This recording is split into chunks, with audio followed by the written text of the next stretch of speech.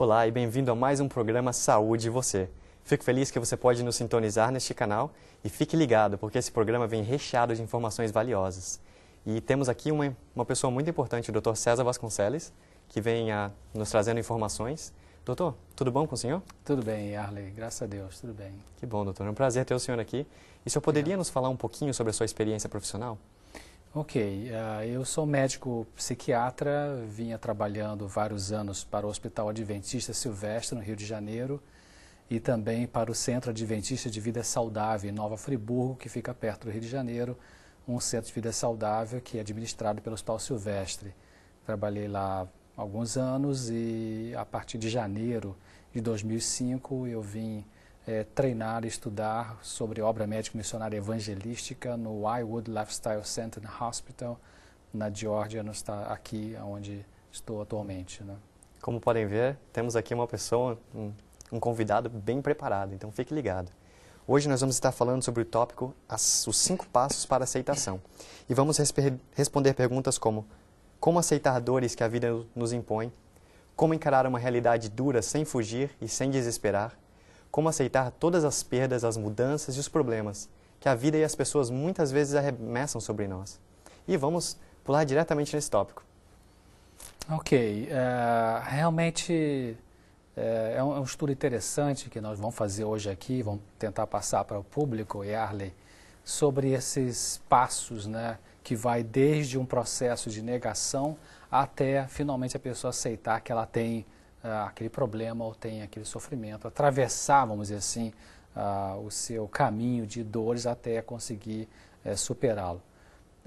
Uma psiquiatra americana, que até eu soube que morreu, parece que ano passado, esse ano, a doutora Elizabeth Kubler-Ross, ela tem um livro interessante chamado Sobre a Morte e Morrer, e ela foi uma psiquiatra americana que se especializou no estudo do processo do morrer para o ser humano, né?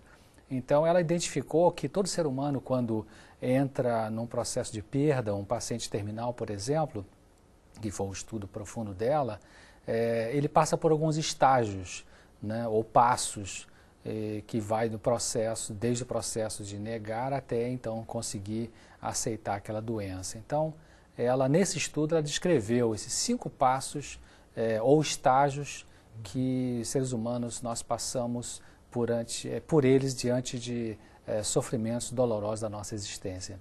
Uhum. Nós todos sabemos que a dor traz desconforto e desconforto emocional também, né?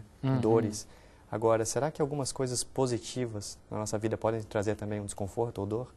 É uma pergunta interessante porque, realmente, vou dar um exemplo.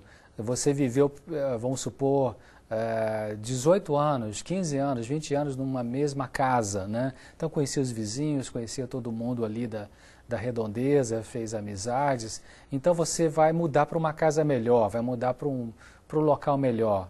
Apesar do fato que você está fazendo uma mudança para melhor, uma mudança positiva, mas também você vai ter umas perdas, né? Porque você estava acostumado, tinha um ambiente, tinha as amizades.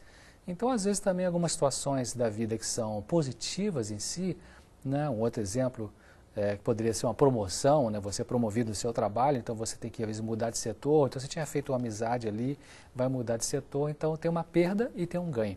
Então, situações positivas na vida também podem produzir temporariamente algum tipo de dor e que vai exigir de você uma adaptação, né? À nova situação, ao novo local, à nova mudança que ocorre. E quais são os 5 passos, doutor?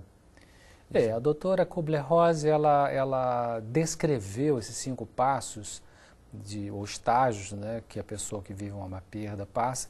O primeiro é a negação, o segundo é a negociação, o terceiro passo é a raiva, né?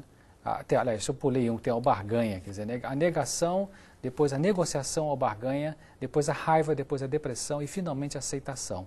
São 5 passos que, em geral, as pessoas passam na sua vida emocional rumo a resolver aquela dor, né? Passos interessantes. Vamos começar com o primeiro. Vamos falar sobre a negação. Qual é o processo da negação? Negação, então aconteceu um evento na vida da pessoa. Vamos dizer, a pessoa foi lá no laboratório, pegou o exame de sangue que fez, testando HIV, e aí ela viu que está positivo. Então, como é um choque muito grande, ou ela recebe um laudo médico depois de fazer exames, biópsia, por exemplo, e a comprovação, tem um câncer naquele órgão ali, XYZ. Uau, então a pessoa sente aquilo, ela tem um choque, tem um pânico naquela hora. Nesse processo chamado negação, então a tendência da pessoa é ela pensar, não, isso está errado, alguém digitou o nome errado aqui, ou então se for o médico que disse, você realmente tem câncer, então a pessoa em geral, não, depois que sai da consulta, não, esse médico deve estar enganado, eu vou procurar um outro para ver uma segunda opinião. Então, no estado de negação, a pessoa tem uma espécie de recusa de aceitar ou de reconhecer a realidade. Então, nesse momento, a pessoa que recebeu aquela notícia, que soube daquela situação realmente muito dolorosa, ela tenta recolocar as coisas no lugar, tenta fingir que a situação não está acontecendo, não é comigo, não, como eu disse, esse exame aqui não é meu, trocaram o nome. E, então ela passa a sentir algumas emoções, ela tem ansiedade, tem medo, ela se recusa a aceitar. Um exemplo típico de negação, ela recusa acreditar na realidade. Né? Então, será que essa negação chega até a ser um mentir para você mesmo? É uma espécie de mentira que a pessoa faz, mas é uma defesa, né? Não é mentira no sentido proposital, não é mentira estudada, vamos dizer assim, é uma defesa da dor. Né? Então a pessoa ela diz, não pode ser, que é uma recusa a acreditar na realidade, não é verdade isso que estão dizendo, eu não tenho essa doença, ou aquela pessoa que eu amo não morreu não, deve ser um engano. Ela pode tentar também negar ou minimizar a importância da perda, ou diminuir a importância da perda. Aconteceu a perda e ela fala assim, mas também isso não é grande coisa. É grande coisa, mas ela naquele momento, para aliviar a dor, ela fala que não é grande coisa. Também ela pode tentar negar qualquer tipo de emoção sobre a perda. Tipo assim, também eu não me importo muito ter perdido isso. Mas no fundo ela se importa e mais na frente ela vai ver como que é realmente doloroso ter perdido aquilo. Outro tipo de característica que acontece na negação é realmente a chamada fuga mental. Ou seja, a pessoa pode fugir para dormir, né? Ela vai dormir muito, dorme mais do que o normal, ela tem ideias fixas, ela tem comportamentos compulsivos para manter-se ocupada, para não pensar muito naquela coisa. Né? Você perguntou, só voltar naquela pergunta, né? Será que a negação significa mentir? Não, a negação não é mentir. A negação ela não acontece porque você determinadamente está querendo mentir, nem porque somos teimosos ou deficientes. Né? Um autor diz assim que negação não é mentir, negação é não permitir a si mesmo saber qual é a realidade. Então, a doutora Elizabeth ela fala uma coisa interessante, ela comenta que quando acontece a negação é um mecanismo interno que nos protege de ficar sobrecarregados naquela hora ali. Né? Os psicólogos dizem que a negação é uma defesa consciente ou inconsciente que todos nós usamos para negar, reduzir ou evitar a ansiedade quando estamos muito ameaçados. A negação é como se fosse uma filtragem. Você bota um filtro, igual você bota um óculos escuro na luz solar para poder tolerar aquele excesso de luz. Então a negação a pessoa usa para poder tolerar aquela notícia tão dolorosa que ela recebeu e que naquele momento ali ela não pode realmente administrar. Ou seja, até trabalha como algo positivo, um sistema de defesa, como você estava falando. Quer dizer, outra forma de dizer negação é como se fosse o amortecedor da alma, né? Uma coisa que amortece a pancada que a pessoa levou, que a vida está te dando naquele momento ali. É um instinto e uma reação natural à dor, à perda e à mudança. Então, no fundo, a negação ela nos protege, né? De afundarmos numa hora que é difícil encarar toda a realidade. Né? E, doutor, esse passo aqui interessante que é chamado de negociação, como que funciona isso? Negociação, ou também alguns textos você lê sobre 5 passos, eles falam que é a barganha, né? Negociação é quando aconteceu o fato, você está em negação e aí então você começa a negociar, que ainda é uma parte, vamos dizer assim, quase que um resto de negação. Você não aceitou a situação, então você começa a negociar com a vida, negociar com outra pessoa, por exemplo, a pessoa, num casal, né, a esposa ou o esposo chega um dia e fala assim um para o outro, olha, eu não quero mais viver com você, eu vou embora. Então, um choque para aquela pessoa que não está preparada para aquilo, né? Então, essa que está sofrendo a notícia, ela vai tentar negociar, não, fica aqui, eu prometo que vou fazer para você isso, eu vou fazer aquilo e tal. Ela tenta negociar, né, para não sofrer a dor, né? Negociar consigo mesmo, eu prometo que agora eu vou fazer isso, tal, para, né, como se pudesse voltar atrás, né? E às vezes tem que negociar com Deus também. Ah, Deus, eu prometo que vou ser um missionário, prometo que vou distribuir Bíblias, sei lá, vou fazer qualquer coisa para não ter que sofrer essa dor que está tão, assim, dolorosa, né? Tão pesada, vamos dizer assim, né? O senhor explicou o propósito da negação. E deixa eu lhe perguntar uma coisa de curiosidade. Isso é um processo positivo? A negociação? A negociação, ela é positiva no sentido de que também faz parte da nossa adaptação ao evento estressor. Quer dizer, a negociação, a ideia da negociação é que se nós fizermos tal e tal coisa, ou se alguém fizer isso ou aquilo, então não vamos ter que sofrer a perda, né? Então, na verdade, nessa fase chamada negociação, nós não estamos tentando adiar o inevitável, nós estamos tentando evitá-lo, né? Negociando. A ideia é como se eu estivesse dizendo para mim mesmo assim, quem sabe se eu fizer uma negociação com essa pessoa aqui, ela na verdade não vai embora, não me abandona. Mas ela já disse que vai, ela está definida, está determinada. Então, enquanto eu não consigo administrar isso, eu vou tentar negociar. Tem negociações que são positivas. Você perguntou aí, realmente eu fico pensando um pouco mais. Tem negociações que são positivas e tem algumas que são negativas, né? Uma negociação razoável, produtiva, seria, por exemplo, se uma mulher diz assim para o seu marido que estão com problemas conjugais, bom, vamos procurar uma ajuda, né? Vamos procurar um aconselhamento cristão. Eu acho que se a gente procurar essa ajuda, quem sabe a gente não precisa terminar o nosso relacionamento. Então é um tipo de negociação, uma proposta, vamos dizer assim, de negociação positiva. A pessoa está com o pé no chão, reconhece que tem problemas e vai procurar encontrar uma saída construtiva, vamos dizer assim. Mas às vezes a negociação pode ser negativa, viu, Yarley? Tipo, a pessoa diz, uma mulher que tem um marido alcoólatra, vamos dizer assim, e diz assim, eu achava que se eu conseguisse manter toda a casa arrumada, se eu fosse super arrumado em minha casa, o meu marido ia parar de beber. Então eu acho que eu vou fazer isso. Não, sabe, é uma negociação que vai funcionar, porque, no caso, é uma coisa fora de controle daquela pessoa, né? Isso aí. Até uma negociação pode ser considerada um pouco irrazoável, né? Vou arrumar a casa para o marido parar de beber. Mas vamos passar ao próximo passo, que é a raiva. A raiva. A raiva, ela vem com uma reação forte quando nós já passamos pela negação, nós já tentamos fazer a barganha ou a negociação não funcionou, não deu certo. Quer dizer, a pessoa acaba realmente tendo que admitir, é verdade, isso é uma realidade, mas eu estou com muita raiva disso, isso não podia ter acontecido. Então essa raiva pode ser, há diferentes tipos de raiva, a raiva pode ser razoável, né? Ou ela pode ser uma raiva irrazoável, né? Uma raiva em que fica extrapolando, vamos dizer assim.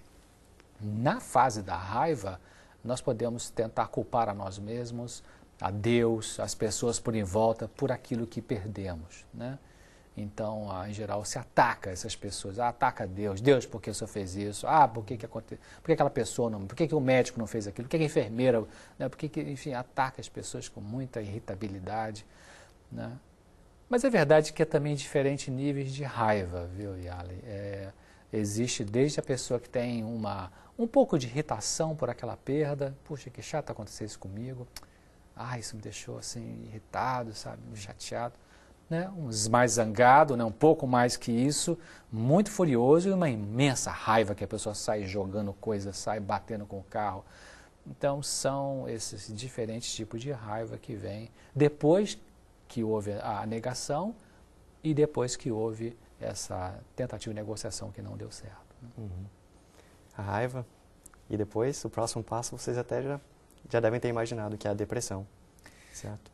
Depressão é um passo que vem em seguida, porque quando a pessoa percebe que a negociação não funciona e a pessoa gasta tempo ficando exausta com a raiva, ela já se queixou de todos, queixou de Deus e o mundo, como se diz, né?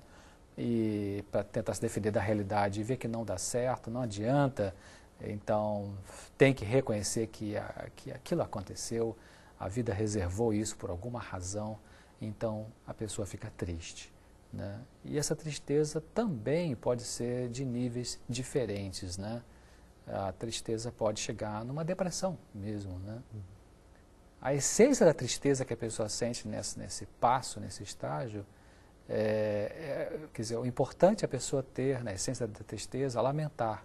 Esse é o momento de lamentar. Essa é a hora em que então já passou a negação, já passou a negociação, já passou a raiva e agora é hora de chorar. É hora de sentir a dor e deixar essa dor sair. Claro que isso machuca, né? Nós não gostamos de chorar e sentir dor, mas quando permitimos que a dor venha, então aí estamos mais próximos realmente de conseguir suplantar essa dor, né? Estamos caminhando no sentido de, vamos dizer assim, é como a Bíblia diz, né? Atravessar o vale da sombra da morte, né?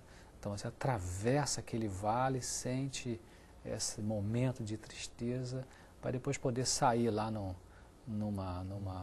gramado verde, né? numa terra mais florida, em que vai ter realmente um conforto.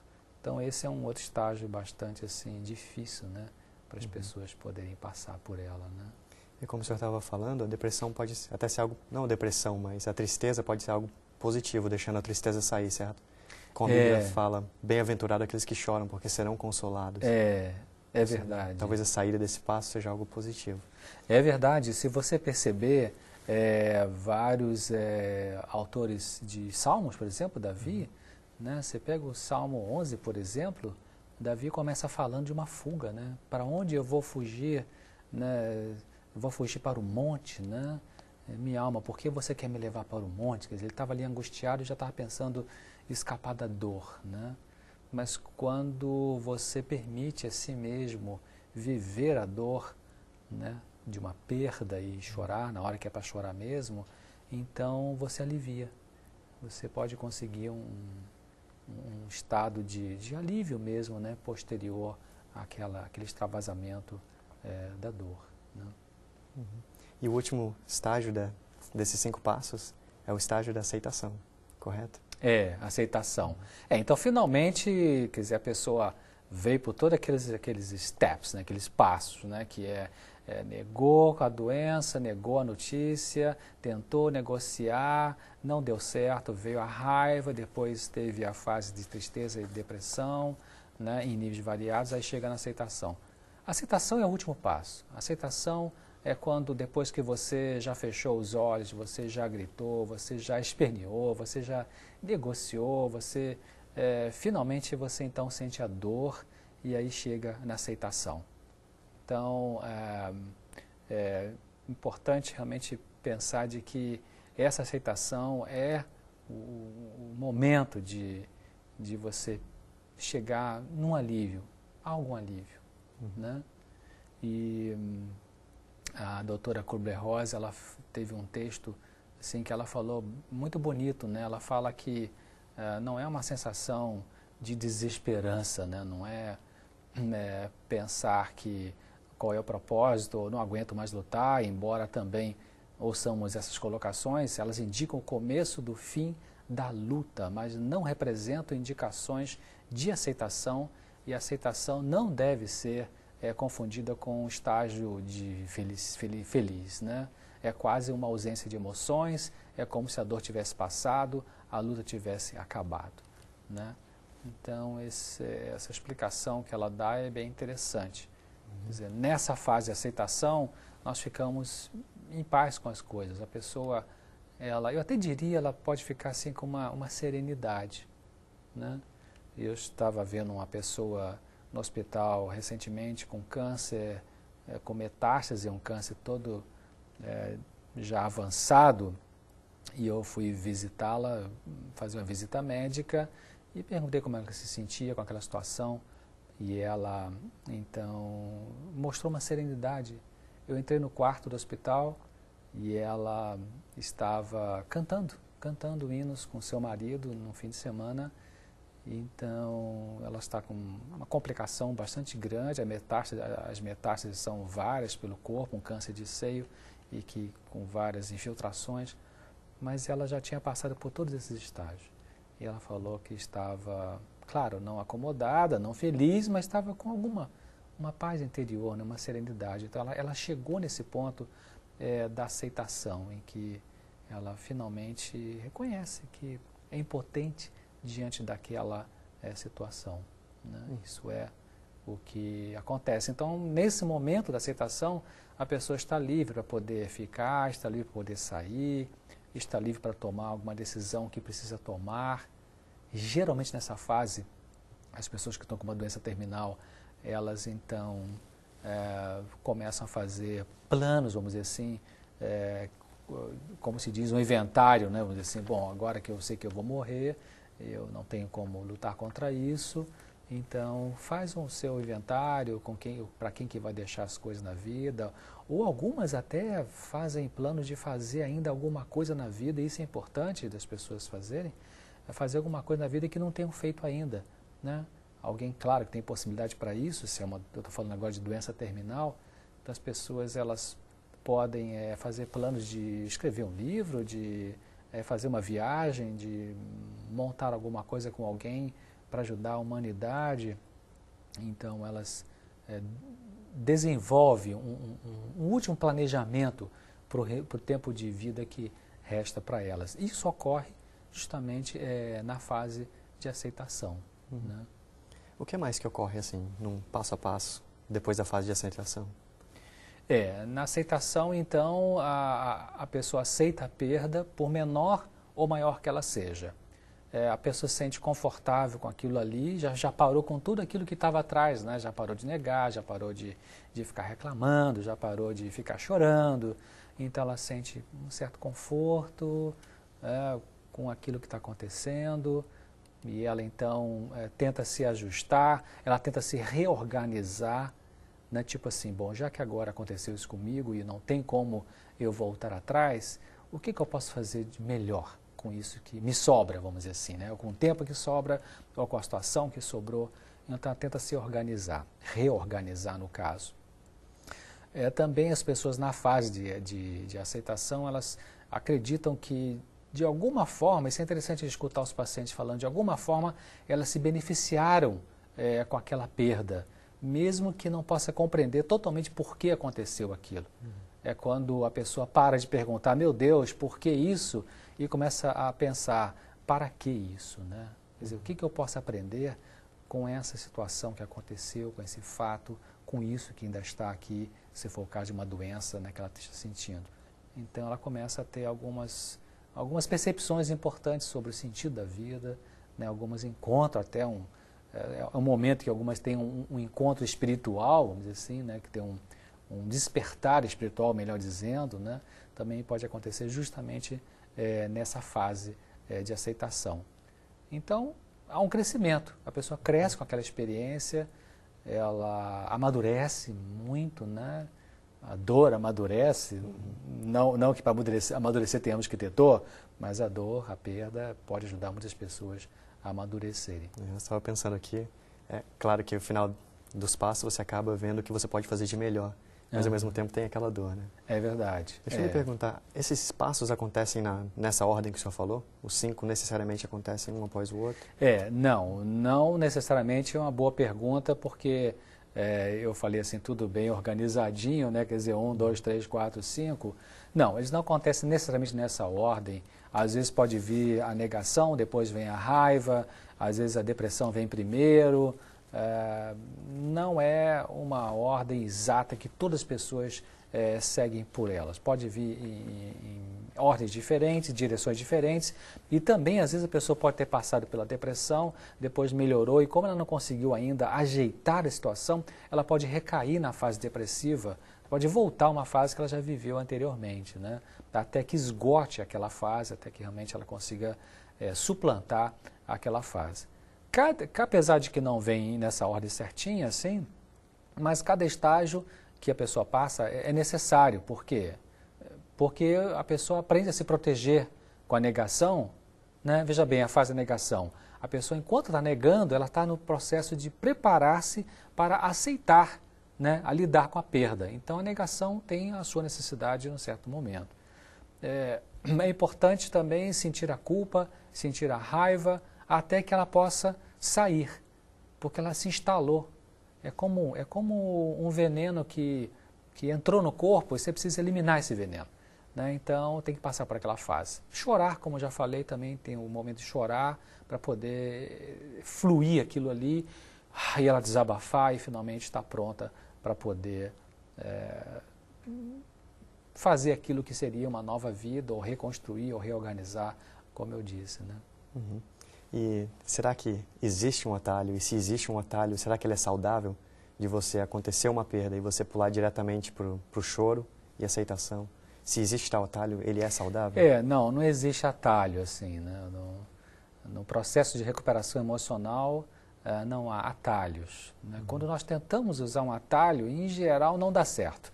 Não dá certo porque é um processo que vem na mente humana e que nós temos que ir por ele. É como você pegar uma criança que vai para a alfabetização, você já querer botar na primeira série se ela não sabe ainda montar as frases. Você cria um atalho para ela se formar mais rápido. Não dá certo, tem que passar pelas etapas realmente necessárias. Uhum. E em Eclesiastes 3, 2, 3, 4 e verso 8, é um texto muito interessante. Vou ler para vocês agora. Há tempo de nascer e tempo de morrer, tempo de plantar e tempo de arrancar o que se plantou, tempo de derrubar e tempo de edificar, tempo de chorar e tempo de rir, tempo de prantear e tempo de dançar, tempo de amar e de odiar, há tempo de guerra e também há tempo de paz. Ou seja, não adianta criar um atalho. É verdade, realmente a única maneira de sair é atravessando esses estágios. Doutor, muito obrigado por essas informações. Foi um tópico realmente muito interessante. De nada. E para vocês que estão em casa, fiquem ligados, porque o próximo programa vem recheado também dessas valiosas informações. Eu espero que essas informações sobre a perda realmente lhes ajudem, talvez em alguma perda que você tenha tido. Muito obrigado pela sua participação e nos vemos na próxima vez, neste programa que se chama Saúde e Você. Até mais!